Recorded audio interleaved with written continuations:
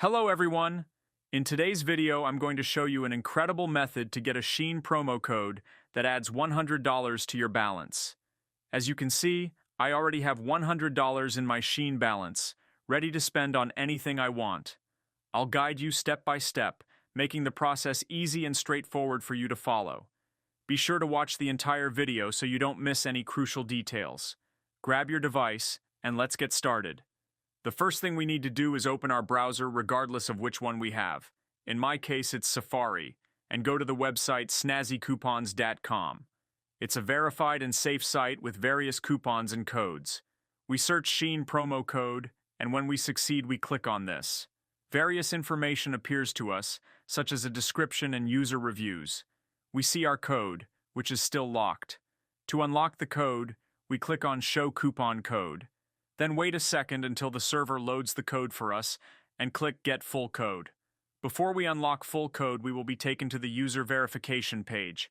This is a process we must perform to confirm that we are not a bot.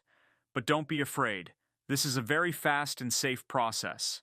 On the page, it says that we have to complete 2 to 3 free apps of offers of below to unlock our code.